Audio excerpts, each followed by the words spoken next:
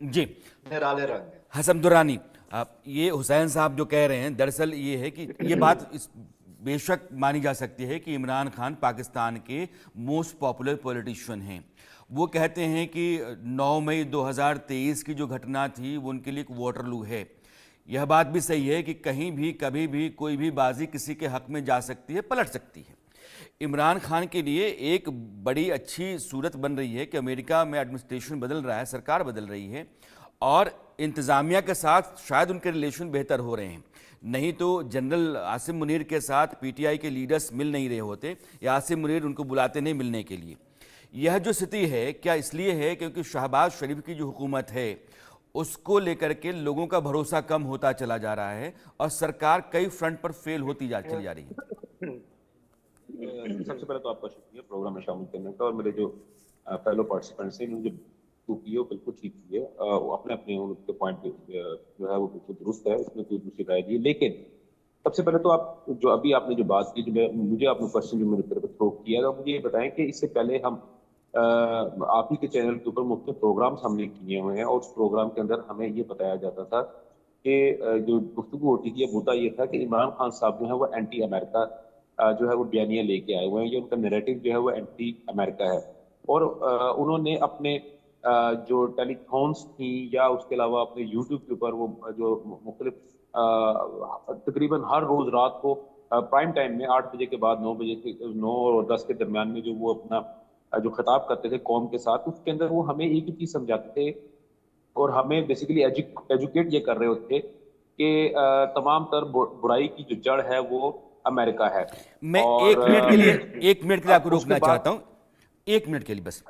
ये चूंकि पॉलिटिक्स में इंटरनेशनल जो अफेयर्स होते हैं उसमें भी जब सरकारें बदलती हैं तो आपके अप्रोचेस बदलते हैं। जब ट्रंप थे तब इमरान खान ने कभी भी ऐसा नहीं कहा, लेकिन जैसे ही सर वहां मैं बाइडन आ रहा हूं सर, मैं उसी पे आ रहा हूं मैं सर, वही मैं उसी पे आ रहा हूं बाइडन सर, मैं उसी पे एडमिनिस्ट्रेशन, आ जी रहा हूँ ठीक है, ठीक सर, है। मैं उसी पे आ रहा हूँ।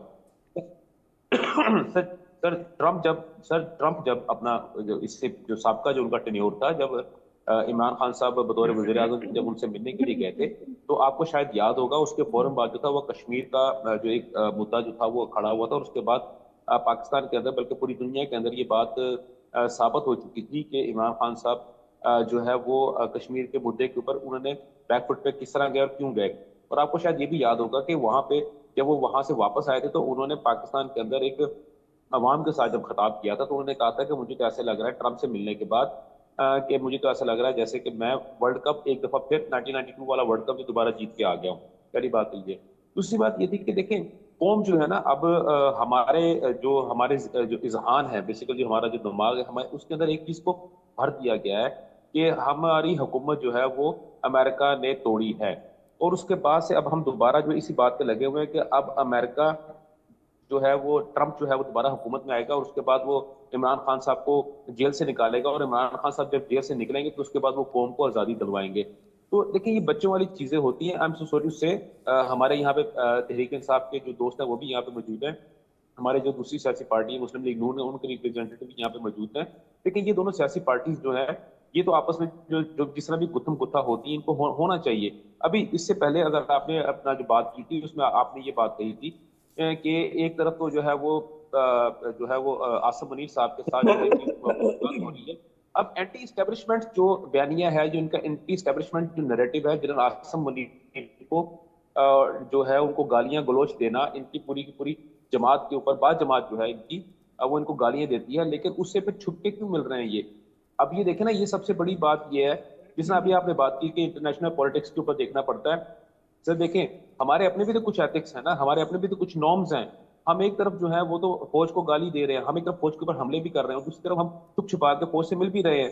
और उसके बाद जैसे आपने कहा है कि बैरिस्टर गोहर साहब जो कि इस वक्त एक्टिंग जो है वो चेयरमैन है, मैं उनको एक्टिंग चेयरमैन नहीं कहता, मैं उनको रबर स्टैम्प चेयरमैन कहता हूँ। वो बाहर आते हैं और वो कहते हैं कि हाँ जी ठीक है जी हमारी, पहले तो 3 दिन तक बिल्कुल चुप रहते हैं, ठीक है खामोशी अख्तियार दुरानी करते हैं, उसके साहब, बाद कहते हैं हमारी मेरे मुलाकात मेरे हुई। मेरे लेकिन सवाल अब के इसके अंदर सर, इसके अंदर एक सवाल है। अभी ये मेरे भाई यहाँ बैठे हुए हैं, तहरीक इंसाफ के बैठे हुए हैं, सोमरो साहब बैठे हुए हैं।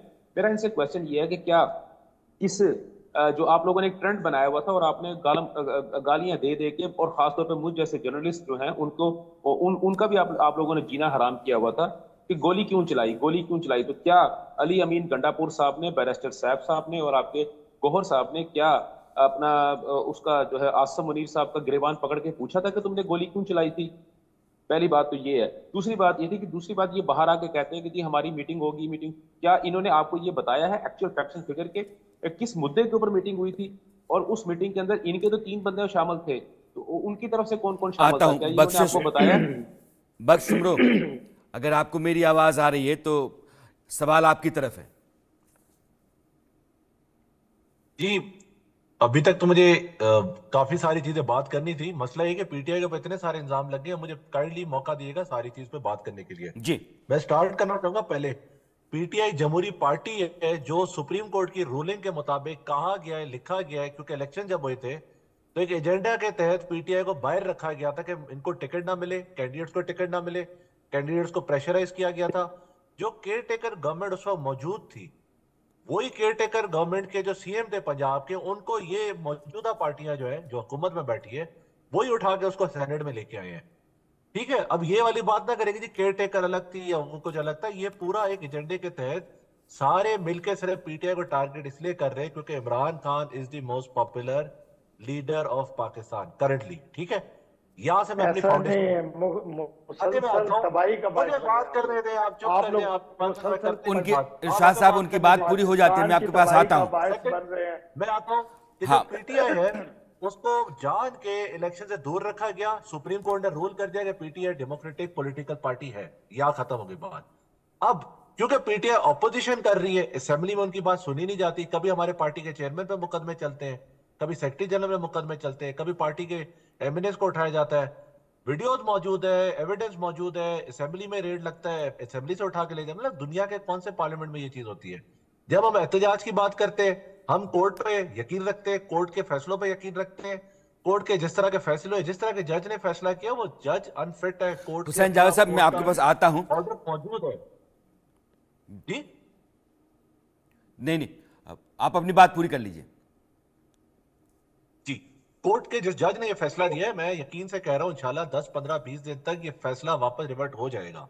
क्योंकि जिस जज ने किया है, वो जज के बारे में लिखा गया इज अनफिट, वो क्राइटेरिया फुलफिल ही नहीं करता।